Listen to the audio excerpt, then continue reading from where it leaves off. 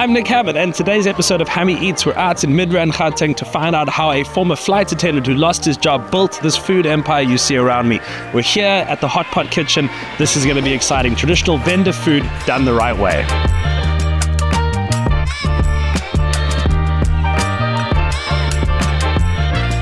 Pablo. Hi, how are you, Nick? My friend, how are you? Good to see you again. Good to see you again. Welcome too. back. How's things at the Hot Pot? Everything is going well, man. Thanks to you, man. Since you came, we've gained a lot of following, a lot of customer base. People are coming here and then they say, what are we feeding white people? We're feeding you, but sure. I thank you a lot, man. Amazing. Well, I'm here to do it all again, man. Ah, man, it's a pleasure with us. Let's do it. We're good to go. Before tasting the food, we got to see how it's made, stepping inside this small, informal kitchen run by wife TK. This is where the magic happens. This is originally from Venda. Venda people, like the indigenous vendors, our forefathers, used to indulge in this. Okay. Yeah, back in the day. And do you know, because I know the taste difference a little bit, but what's the difference between this and any other cup? It's a bit sour. We put vinegar in it. Oh, okay. And a little bit of vinegar. Our Mopane Worms, mashonja, this is how we prepare our mashonja. Like we make a gravy. Yeah. Then we boil it together with the mashonja. And it's apparently very good for you. It's very nice, and health-wise, it's important. What do you call hard body in Venda? Mukokorosh. Mokokorosh. Mukokorosh. Ah, okay. Yeah. Kuya chivenda. Kuya chivenda. Yeah. Oh man, that looks good. And every part of the chickens. We used to chase them back in the day. We used to chase them around the yard. If you feel like, hey, today I want to have the chicken, you need to just run after the chicken until you get it, and then this is now the this is intestines. malana. I don't think it's not so pleasant looking. Oh, okay. Yeah, it's malana. This is the process of boiling them. After boiling, we drain the water and then it rests for some few minutes. Okay. Then the frying process commences afterwards. And for people who wouldn't know, these are the intestines of the chicken. Intestines, yes. And then you call that? Mara. Mara. Mara. Do you also call it cables? You call them cables. Yeah. One of the highlights, one of the big ones. That's our showstopper. Our baby. I'm going to eat this one, I think, You having this one, eh? Yes. Yeah. I want some tilapia. Let me put it on the side. Okay, it's coming. This is happening in real time. And you and your husband both did this because you lost your previous jobs. But even while I was still working, I also had this as something I wanted to do, or maybe a side hustle. We were like, Daddy, how about we try this? He was like, are you sure about this? I'm like, let's try it. It's worth trying. Then we tried it. It was not working for almost a year of no profit. But we kept on going. So he always tells me about consistency. What you did yesterday, do it tomorrow and try doing it better the next day. So it might work out for you. We did that. We tried and tried and tried. Look at us now. Look at you now. Yeah. This is our tilapia fish. It's grilled. It comes with two sides. There we've got the salsa and moroho. The moroho is called mchomolia. It's more popular in Zimbabwe. And then now here we've got mashonja, popularly known as Mopane Worms. Some call it African prawns. Here we've got chicken feet and mara, fried chicken intestine. They call it chicken mara. Right here is a normal pap. There's nothing here, just the white pap. This one is a soul pap. In Chivenda we call it guswamutuku.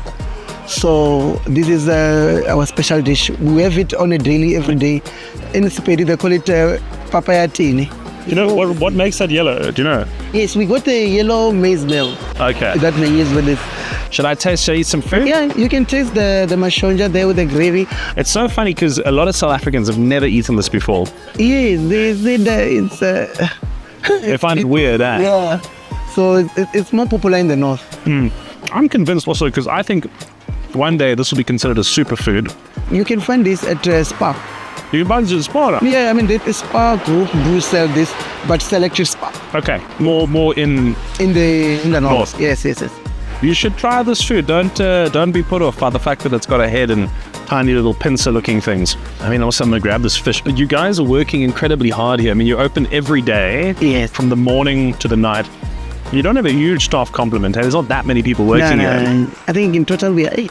8 people Yeah, we that are run 8 this people entire running. operation. Yeah, we get 1 day, 2 days off there, and we shift. Yeah, accordingly, and then we get 1 day there, 1 day there. My favorite again now, tilapia fish. And it's quite simple, hey? I mean, you're taking the fish, you're frying it. Are you adding much to it to get the taste, or is this pretty much just the fish as it is? We have to mix our own sauce Chips. for a good taste. The relish that it's in. This fish is incredible.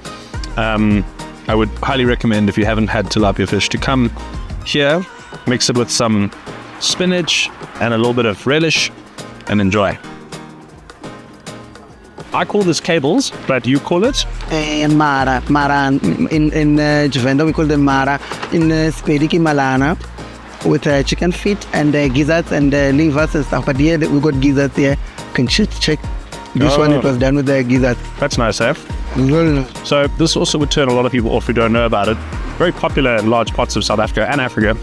It's intestines. Cleaned out though. If it's not clean, you never. You gotta know. Very bitter taste. It's very bad bitter taste. So they need to be properly cleaned. Tell me the story of how you go from being a flight attendant to end up being a restaurant owner. I was a flight attendant for nearly 10 years. I think it's not 9. And then I worked ground staff for Kulula, ComAir, which operated Kulula and British Airways. And I think in June 2022, the company, what do you call? Like liquidated. Yeah, it the closed company down. was, It it was retrenched, right? liquidated on the 30th of June 2022. So we had July only to think of something very fast and quick. And she knows how to cook. I think I'm good with customer service. Things I've acquired a lot of knowledge. So we started cooking. Then that's when we bought a bakkie and a small trailer than this one. And yeah, we started on the 1st of August 2022. I just advertised on my WhatsApp and my Facebook so that people know what I'm doing now. There was challenges. Also thought of quitting. At some stage, yeah, it's difficult. This business is very difficult. I think we ran on a loss for a year. No kidding. And 8 months. So you were just chowing into the Provident Fund. And it was just supporting the peasants, believing that maybe one day we will pull it through. Okay. But it wasn't easy. And then I posted, I think 2023, this is 2024, March, when it was becoming cold. So I posted a plate of mukhono, and it was boiling hot on TikTok, because I've now created TikTok. And then it blew up on TikTok, and then people started coming. You find most people that come to eat here are vendor people? Surprisingly, no, our customer base, if we were to just count it, it's most Pedi people. Mostly Pedi people? Yeah, Pedi people. Okay. And then vendor are there, and then the Tongas as well, and then the other tribes. As someone who had very real struggles in life that pulled through them in a country where a lot of people have a lot of struggles, Yeah. what are some of the biggest lesson you think that you've learned? I think you need to have a lot of patience, and you need to have courage to start something. And what I've learned on this is that alone you cannot do it. I believe that having a good partner around you also, it really assists. Finding a partner that pushes you to do good, to do better, and then I think that helps.